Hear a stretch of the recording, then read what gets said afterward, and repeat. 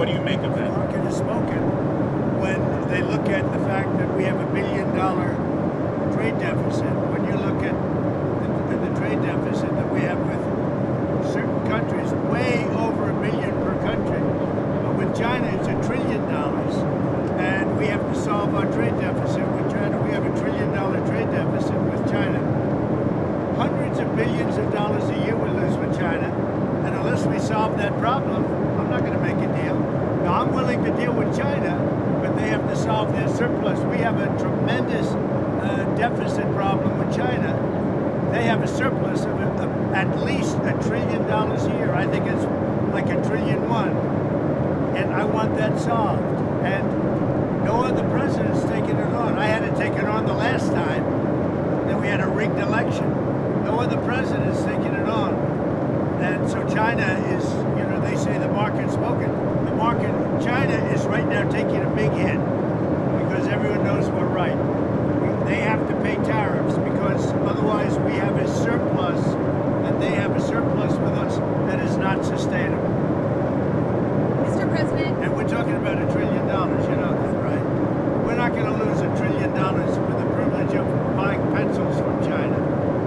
On the idea of crashing the markets on purpose, there's been some speculation, partly because of the video that was posted on Truth Social, that there was some sort of deliberate effort on your part to have the market sell off. Can you talk about that? No, that's not so. But I do want to solve the deficit problem that we have with China, with the European Union, and other nations. And they're going to have to do that. And if they want to talk about that, I'm open to talking. But otherwise, why would I want to talk? And as you know, because of the tariffs, we have $7 trillion already committed to be invested in the United States, building auto plants, building chip companies, and all sorts of companies are coming into our country at levels that we've never seen before. Biden had nothing coming in. This was a dead country with Biden. He didn't know what he was doing, and that's now been proven at least. This weekend, you talked to a lot of leaders this weekend. Can you tell us, sir, were there any deals made? I spoke to a lot of leaders, European, Asian, from all over the world. They're dying to make a deal. And I said, we're not going to have deficits with your country. We're not going to do that, because to me a deficit is a loss. We're going to have surpluses, or we're at worst going to be breaking even. But China would be the worst in the group because the deficit is so big and it's not sustainable. And I was elected on this. This was one of the biggest reasons I got elected, was exactly because of this. And we're going to put tariffs, we've already put them on. It's not a question of we will. We're going to put them on. And those tariffs next year will make us $1 trillion. In addition to the $1 trillion, thousands of companies are going to relocate back into the United States. In North Carolina, already furniture people are starting to move back in Detroit and Michigan, which I won because of what I said, what I'm telling you. Car companies are starting to open up. In Indiana, a big one is under construction, as an example, Honda. But they're moving in like nobody's ever seen this before. So it's unsustainable for us to allow China to have surpluses of $1 trillion. We will be taking in over $1 trillion over the next short period of time with the tariffs that I've already instituted. They're already in place. Now, what's going to happen with the market, I can't tell you, but I can tell you our country has gotten a lot stronger. And eventually, it'll be a country like no other. It'll be the most dominant country economically in the world. Mr. President, Which is what it should be. Is there a Trump put, though? Is there pain in the market at some point you're unwilling to tolerate this idea of a Trump put? Is there a threshold? I think your question is so stupid. I think it's I don't want anything to go down. But sometimes you have to take medicine to fix something.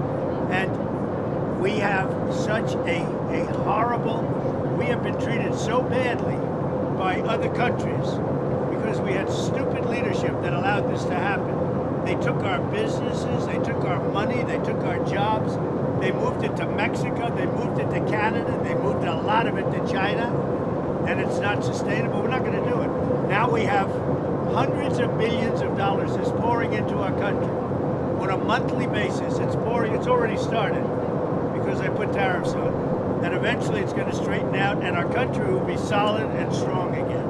Elon Musk has said he hopes for zero tariffs between the U.S. and Europe. Is that a place you'd like to also get to? Well, the problem is that Europe has made a fortune with us. You know, Europe also has had a tremendous surplus with the United States. Europe has treated us, it's a little smaller, but they've treated us very, very badly.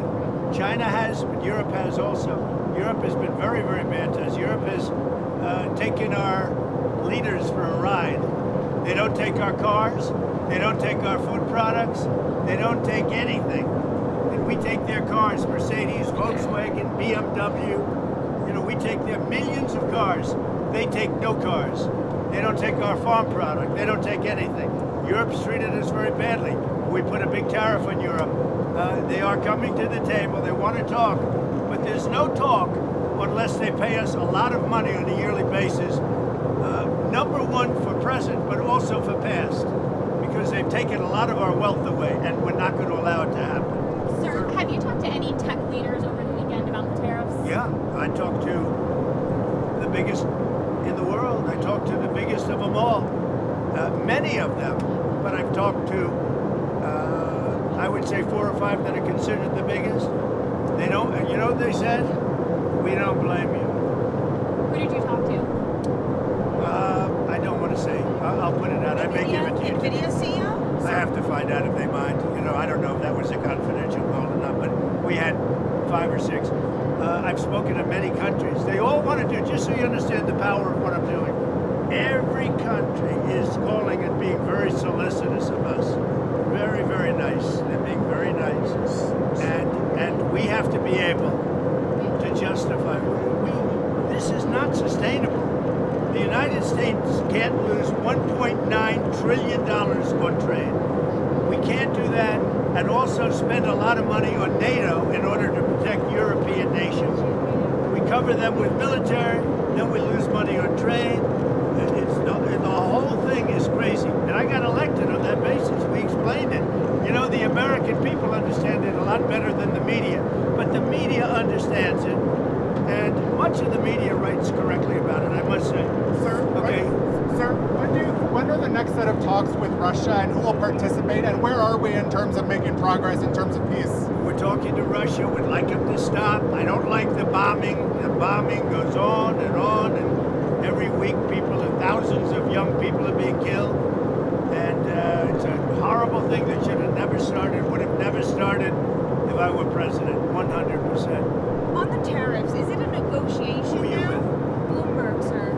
Is it a negotiation or rules of the road? Go ahead, another question, please. Sir, About TikTok. She has too many questions. Sir, about TikTok, there was a report that there was about to be a deal, but China changed its mind because of the I'd tariffs. say it was largely true. The report is that we had a deal pretty much for TikTok. Not a deal, but pretty close. And then China changed the deal because of tariffs. If I gave a little cut in tariffs, they'd approve that deal in 15 minutes. Which shows you the power of tariffs, right? Mr. President, former New Hampshire Governor Chris Sununu is saying that he'll win the open Senate seat in New Hampshire and that he has no doubt you'll support him if he runs. Is that true? True. I told him. He came to my office, came to the Oval Office, and met with Chris Sununu, and I support him fully. I hope he runs. He's been very nice to me over the last year or so. But no, I hope he runs. I think he'll win that seat. Sir, when we get into late summer, early fall, and people are doing their back-to-school shopping, do you think they'll have inflation to worry about at that point? I think there's not going to be. I don't think inflation's going to be a big deal because if you look at me, I took in hundreds of billions of dollars. This is not new to me. I took in during my 4 years hundreds of billions of dollars from China.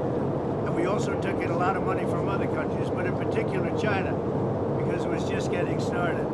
And we had no inflation. Who had inflation was Biden. Biden had the worst inflation in the history of our country. I had no inflation. We had a perfect country. We had no wars. I ended them all. I defeated ISIS. Everything was good. And then when this numbskull got in, as they really call themselves, themselves now, numbskulls.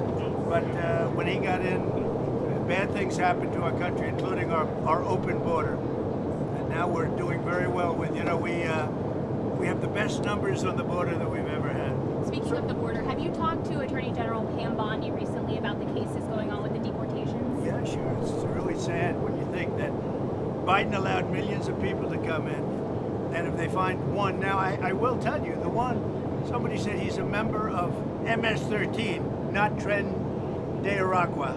He's a member of MS-13, and therefore he should immediately be brought back. Well, MS-13 is just as bad as Tren de Aragua. So they say, oh, we made a mistake because he's not with them, he's with MS-13. Bring him back, bring him back. MS-13 is a very bad group. Sir, how concerned? Maybe as bad, actually. How concerned are you about the measles outbreak? There was another fatality today, and what else would you like to see in terms of the response? Well, I think they're doing reports on it. It's so far a fairly small number of people relative to what we're talking about. Something that people have known about for many, many years. I mean, measles has been, this is not something new. And we'll see what happens. But certainly, if it progresses, we'll have to take action very strongly. El Salvador's president said on X that he'd been invited to the White House on April 14th for a working visit to discuss Tren de Aragua and MS-13 and other ways we can support each other, the U.S. and El Salvador.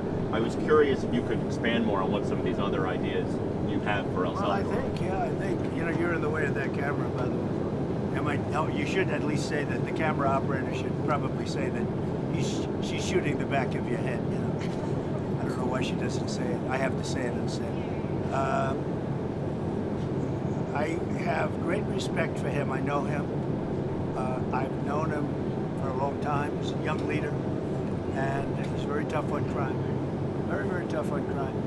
And in their system, their prison system, they spend a tiny fraction of the money that this country spends.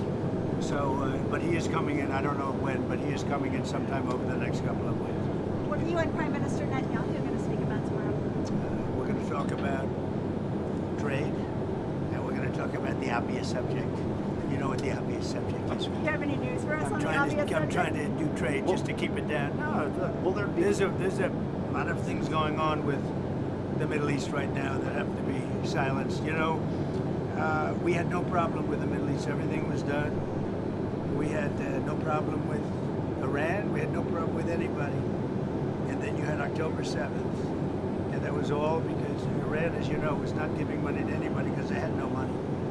Now they have a lot of money. So we'll see what happens. To go back to El Salvador, the president there said he would be willing to take American citizens in the federal prison population. Is that one of the ideas you're going to be discussing? Well, I love that. If we could take some of our 20-time wise guys that push people into subways and that hit people over the back of the head and that purposely run people over in cars, if you would take them, I'd be honored to give them. I don't know what the law says on that, but I can't imagine the law would say anything different. If they can house these horrible criminals for a lot less money than it costs us, I'm all for it. But I'd only do according to the law.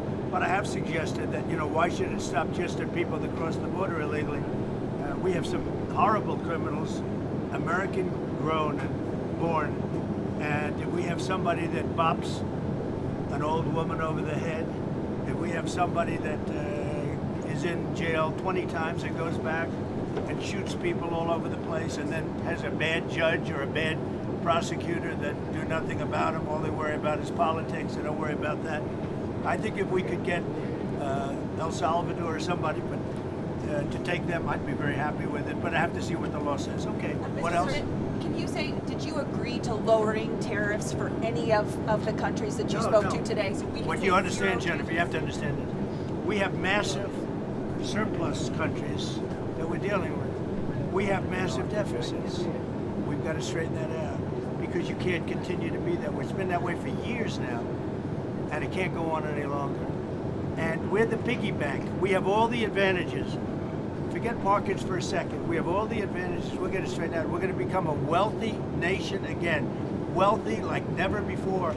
And we're not going to let other nations that have been ripping us off, whether it's China or the European Union, with all of the European nations that have just made, it's been like a feast.